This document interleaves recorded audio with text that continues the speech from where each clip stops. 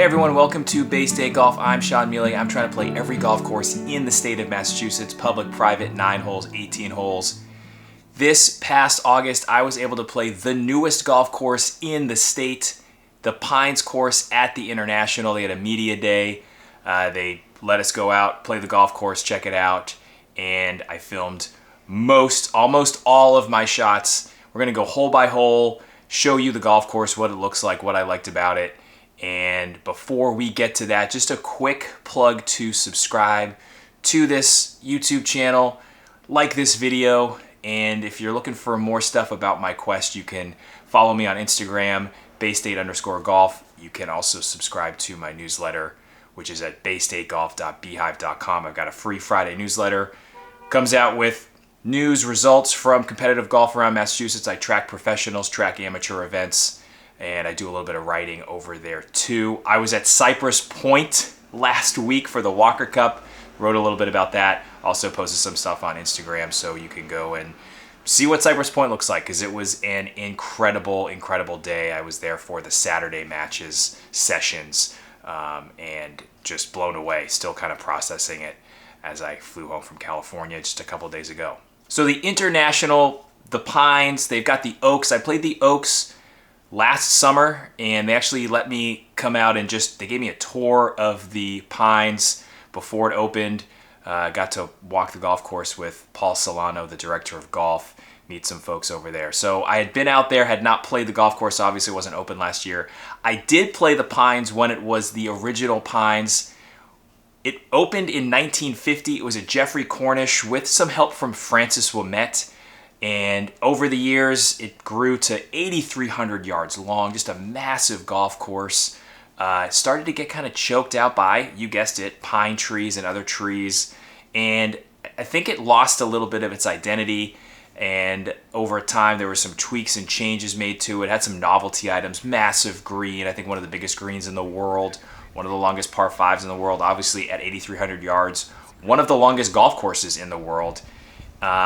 And in 2019, 2020, the course hit some hard times. It got bought by Escalante, and they followed up with Bill Coore Ben Crenshaw, who had been on the property before Escalante was involved, to just walk it and maybe see if they were interested in creating something different and new on the Pines that already existed. So this is an interesting project because they actually had 18 holes, and they built 18 holes on top of the old Pines golf course. There's not a lot of what was in what is now. It changed a lot.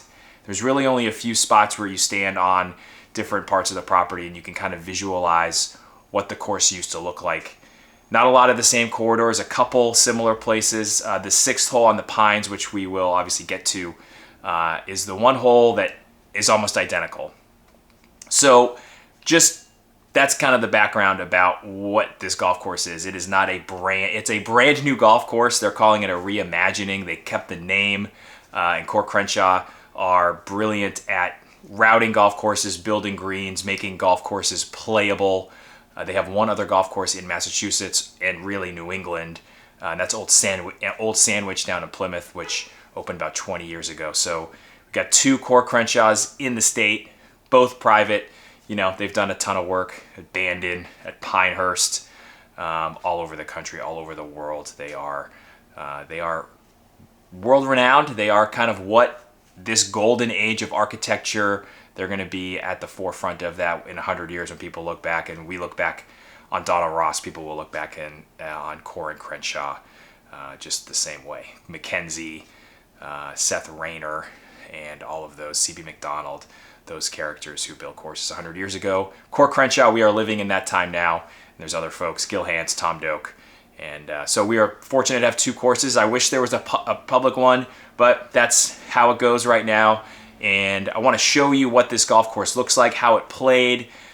Day started, I got there early, flew my drone around, got to just check out the property. It's a place I'd been before. It has one of the best ranges around, one of the best practice areas around chipping green, putting green.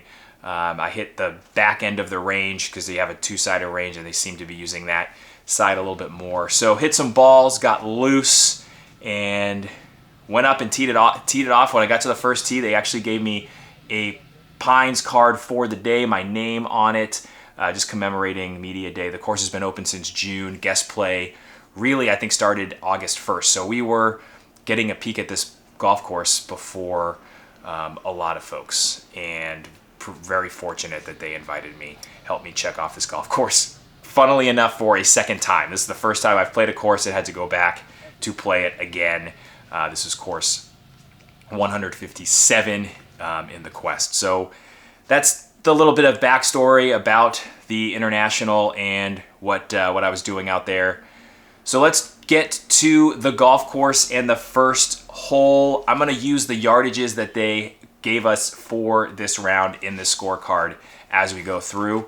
And I have the video already kind of loaded up, and I'm going to play through it and just talk you through. I will shut up at some points, and I'll just let you listen to some of the chatter and the sounds from the round as well. So this is a little bit of a different video. Let me know if you like it, if you want more of these. I don't always get all my shots on camera, but even a front nine or a back nine or something like that, I'd be happy to do more of these for folks at public or private courses, whatever people are interested in. So here we go. First hole is a 410-yard par 4 from the number 2 tees.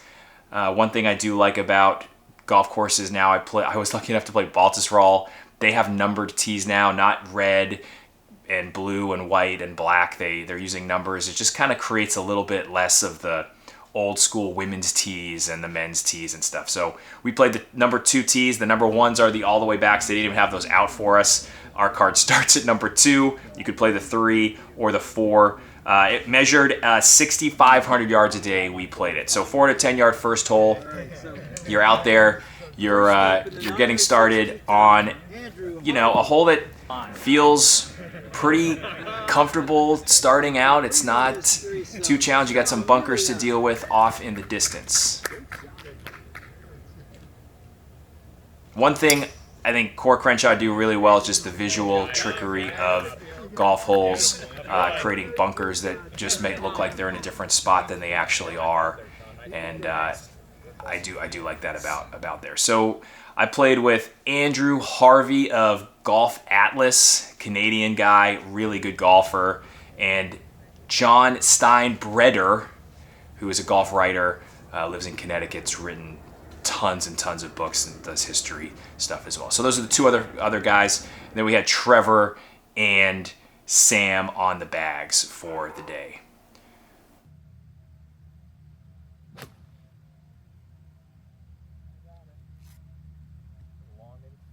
So here you can see bunkers, deep bunkers around some of these greens, but also just a lot of short grass. Greens were pretty fast. This was the first putt of the day. Hit it by a little bit and managed to hit the comebacker here to save my par.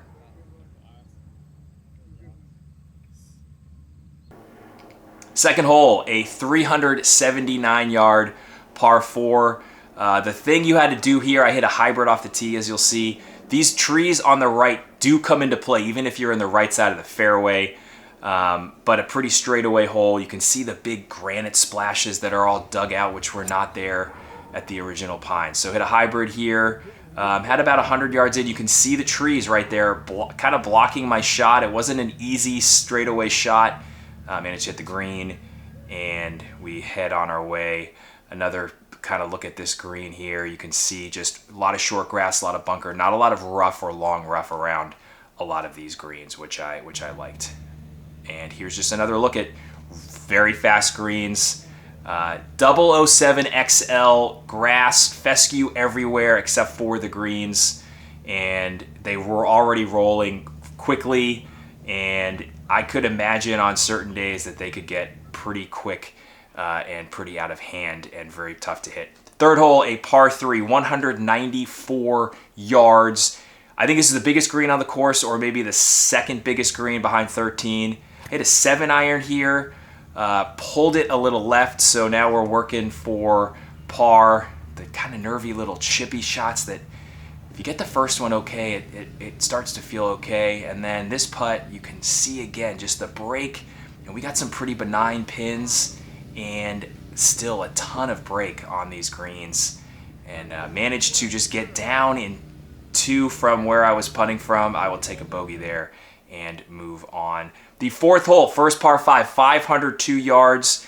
Kind of an awkward tee shot. You feel like you don't have much room to play. And as you can see here, you got a little bunker on the right. And maybe the layup zone a little bit. And the land kind of tumbles to the left. That bunker on the left is definitely there to help catch balls before they head into any sort of trouble. Pulled this one a little bit and had to do some hunting. Dug it out, slashed it out. Had about 150 yards in, hit an 8-iron here. Hit it good. Had to look for birdie, which I was happy with after having to punch out on my second. And story of the day here, just missed it.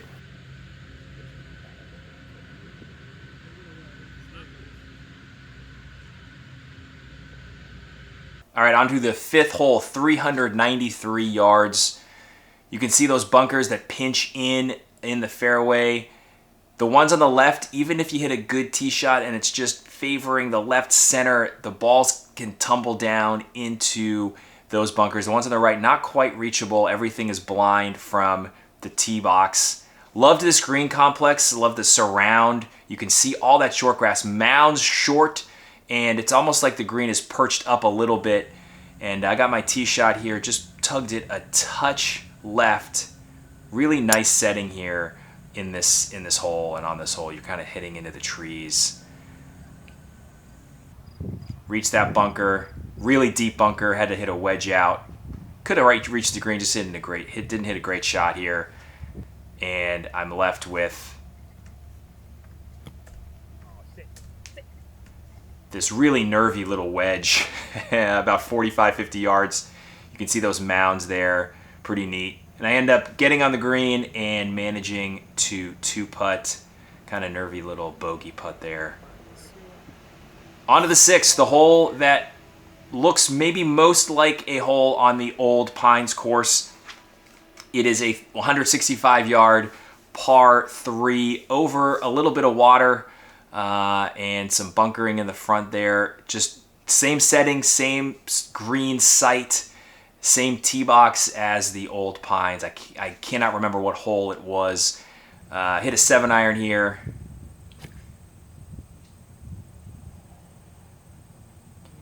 Great little amenity coolers as you go around. Can't not pass up an Uncrustable. Nice little walk here to this green. This green was pretty bananas. Hit it pin high and had this putt across the green, down a tier. And worst putt of the day right here for par. And I will swoop that in for a bogey.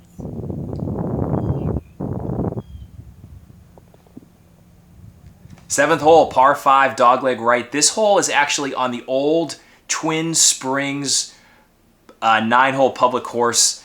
The club bought that land and this is basically the only hole that's on that land. 8 kind of touches it as well. Good par 5, around the corner.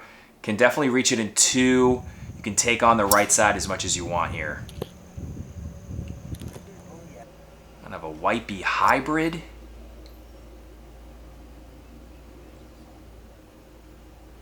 And you can kind of see here as we get to this 3rd shot, if you get out of position, you're going to have bunkers maybe in the way. Obviously, I'm in some fescue. Green was just kind of an intimidating one to try to hit from where I was. And bunkers were in good shape. They were well placed and managed to scrape that one out. However, could not make this putt and another bogey. So we're reeling a little bit here. Made some bogeys. 3-putt on 6. Kind of a soft bogey there on 7 with a hybrid in my hand. So we come to the 8th, a drivable par 4. 304 yards on this particular day. And really cool green complex. The pin was kind of back right, so you had to be, if you wanted to drive it up near the green, you did have that right bunker to deal with, and that's what I had to deal with. Gave it a little bit extra there. lost some balance. Here's Andrew. He had to go over some trees and try to get it on the green. Even in the fairway there, he laid back in the wrong spot and was troubled by that section. You can see that green, and here's just nightmare fuel. Absolute nightmare fuel for me, and hit a little bladed 60. Really tricky shot off some really good tight turf, and this is probably the worst shot I hit all day. Have to go hunt for it in the trees, find it. Luckily find it, hit a bladed shot out of here, not too bad. And in my rush, forgot to just record a random or just a normal 2-putt, and we go to number 9, coming back home, a 396 yard par 4, dogleg left, crazy green up here. Another hole with, you got really no bunkers until you get up to the green. Intimidating second shot because this green is kind of bold in the back. You got people watching maybe. Just a good tee shot here. You got to beat that corner if you want a good look at the green. I fortunately was able to do that. Got around that corner. There's the view from just a little bit of the fairway, maybe 160, 70 yards out. And nice setting here. You kind of back out towards the clubhouse. Had a 9-iron in here. Maybe one of the better shots I hit all day.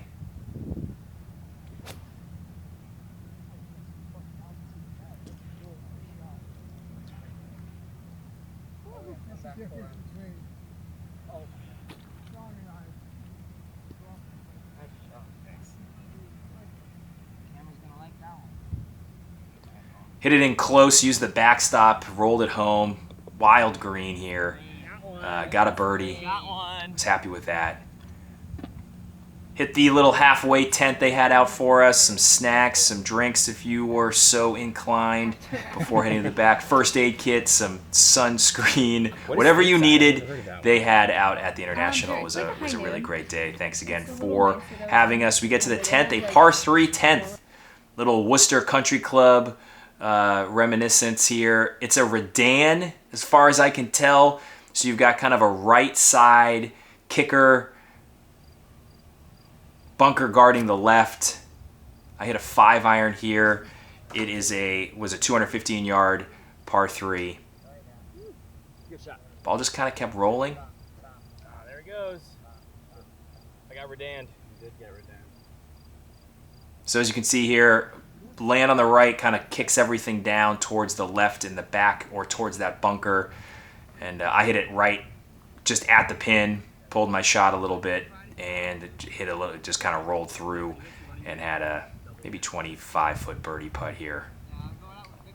Great view from this point, looking back down the clubhouse towards the clubhouse again.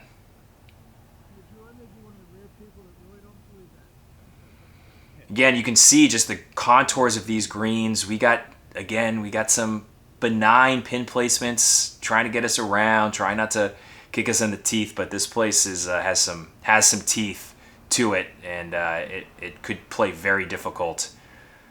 Speaking of which, here is the 11th par 5, 583 yards. Those bunkers on the left come into play on the tee shot with the water right. You gotta really hit a good solid tee shot, and then you got bunkers kind of waiting for anyone who might try to be a hero out of the first set of bunkers.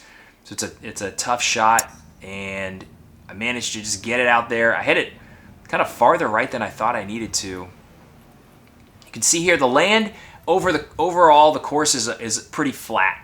You don't have a lot of big climbs uphill or downhill,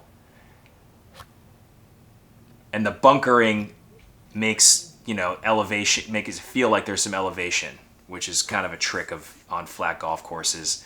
Laid up with a 6-iron, hit a wedge on, and hit a good putt here that almost went in again.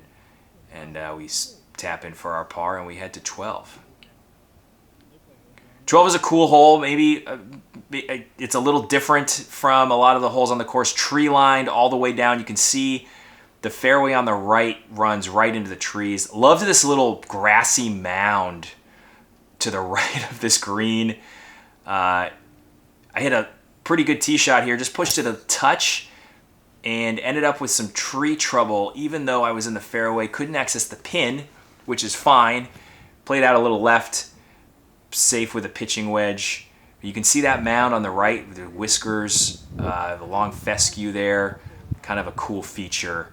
And here it is again. You can see how close those trees are and just no rough, which I really liked. Took my putter out, not chipping that one after what I did on 8, and just get it up there, and I managed to make another par. Had a birdie in our group on this hole. John sank a bomb for birdie, which was nice. Had a couple birdies in the group overall. Course is definitely playable, and you get to this last stretch of holes here. These last 6 are really a crescendo. 13 is a hole that played. You can see there's a corridor here, and up to the left of this bunker was an old green. And they created a little bit of a longer hole. Another massive green here, a very challenging par 4. It measures 436 yards the day we played it. Need 2 good shots to get in there. There's some rolling hills where you can get a little bit of a kicker. Ball might roll down into a spot and get some extra yardage, but you've got to hit a good shot to get into and close to this green. Big bunker guarding it as well. Hit a good 7-iron into this green and ended up just a little bit short on the front part of the green. Not short, but short of the flag.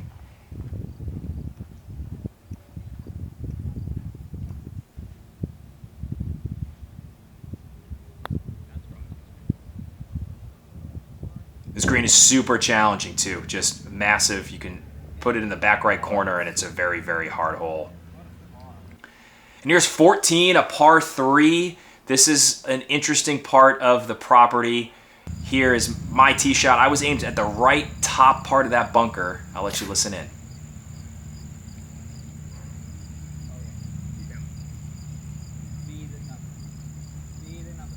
Wow. Come on. I'm gonna go in. Come on. Come on. Stay up. Ball tumbled all the way down across. Sam kind of nailed what I needed to do. Little high five. But this hole and this setting was very different. Here's what it looked like when it was the Pines. This is about from the same tee box. This green is now this green. You know, they took 2 holes and kind of created 1 hole, and we've got this 14th par 3, massive rugged bunkering again. Not a place you'd want to be. Kind of now realizing I was aimed at that bunker, not great. Managed to 2-putt and get out of there and then head to the 15th hole.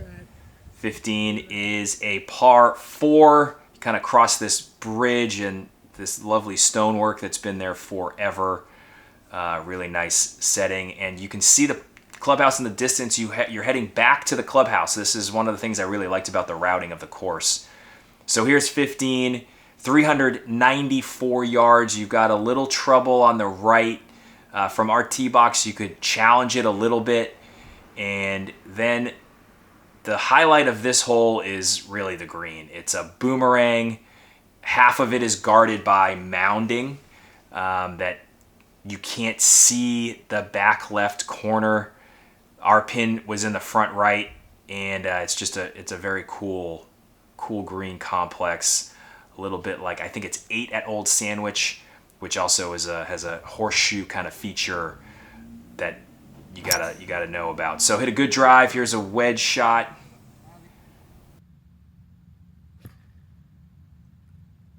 Did you get those divots? Yeah, I'll get them. You're right. Oh my God, go in. Great shot. Thanks. Take number 10 on this. So here's Andrew, who hit his shot all the way in that back corner, and his putt almost came down. He ended up making that for a par, but just to give you a sense of the scope of the green. And here's my birdie putt. I just missed. Tap in for another par. You can see the clubhouse there. Very cool setting on this hole. Here's a look at the green. Again, I think this is This is the highlight of the round, is this little corner here, 13 through really 17. I think 18 is a fine par 5. And then you get to 16, par 3, massive, massive bunker on the left, little pot bunker on the right. Today, on this day, I played 134 yards from our tee box. You can get a sense of how big and deep that bunker is there. Really penal, not a place anyone wants to be. And then you kind of bail out, and if you hit it a little deep and you bail out, you're in a pot bunker, which is also really, really tough. The walk from 15 to 16 also really good, and you could imagine this hole being a tiebreaker hole. You finish your 18th, and you could walk right down to this tee box. Could be a great place to settle a club championship or anything else as well. Start there and maybe play 16, 17, 18.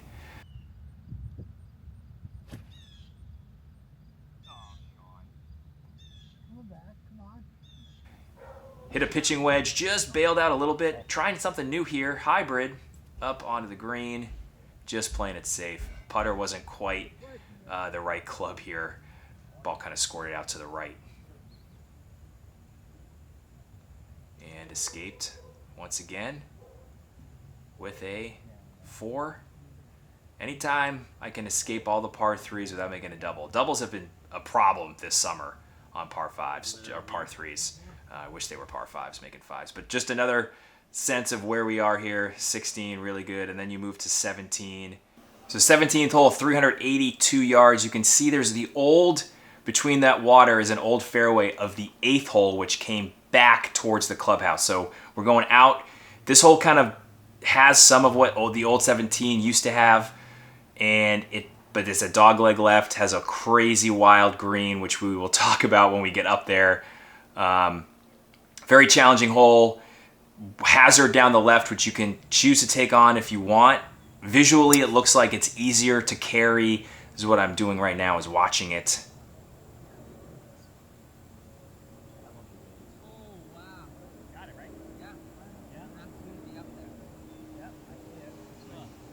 But here's the old fairway of the 8th. Between those two water chunks, here's the view from what it used to look like back in the day. Had a wedge in, crazy green, hit it pin high.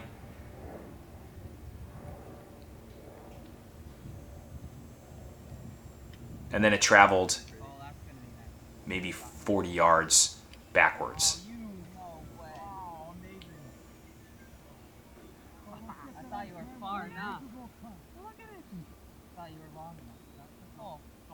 So here's an old picture of what 17 used to look like, and now here's where I am hitting my wedge. Again, my ball landed pin high, and I had this shot. Another nervy one off some firm grass. Was pretty pleased with how it turned out. Little slippery one downhill. You can see the contours of this green down to the right side of the screen there. Everything falls off. Just playing defense the whole way.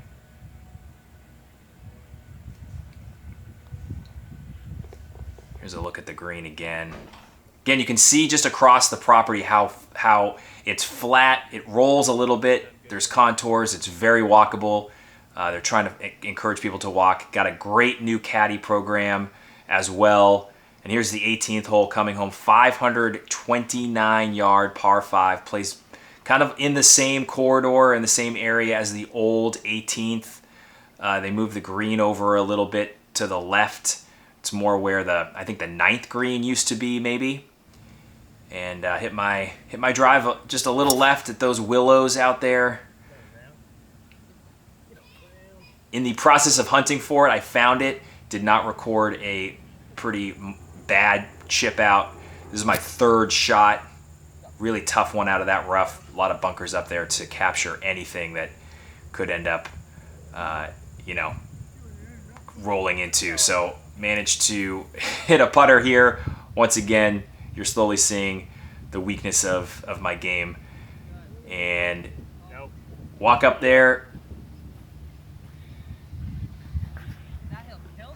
Yeah. Managed to make a 5 to finish out the round. Signed for a 77. Pretty good day on the golf course. Really enjoyed the round, enjoyed the walk. The golf course is outstanding. Over the next, 2, 3, 4 years, it'll definitely grow into itself. I think it's got the chops to host an event, a big event, a USGA type event, maybe a pro. Could the Corn Ferry come here? They could stretch it out, I think, to 7,000 plus yards, and they could put the pins in places that would be very challenging for players. Speed up the greens, and with the short grass around all of the greens, it allows for imagination. It allows for players to putt. It allows for players to chip. It just makes the round more enjoyable. You're going to find your golf ball. There's not a lot of places to lose golf balls. Obviously, there's water on 11. There's a little water on 17. There's a little water on 18 where I almost lost my tee shot. International, the Pines, if you get an opportunity to play it, do not turn it down. It is going to be on a lot of best of Massachusetts lists in the coming year, and very fortunate to have played it thanks to the International for having all of the media out, and got some more stuff that I will probably put together about this place because I did get to spend some time last year out there, do some comparisons of old pictures that I took. But again, thanks for watching all the way to the end here. Thanks for subscribing to the channel to get all of my videos when they are released. And finally, let me know if there are other courses, or just if you like this format. It's a little bit more loose and I'm rambling a little bit, but would love to know if you like this, if you'd want more of these types of videos, even if it's not shot by shot, but just kind of me watching along as I'm kind of playing around a golf, hitting some shots, and experiencing a new golf course. So thanks again, and we will see you next week on Bay State Golf.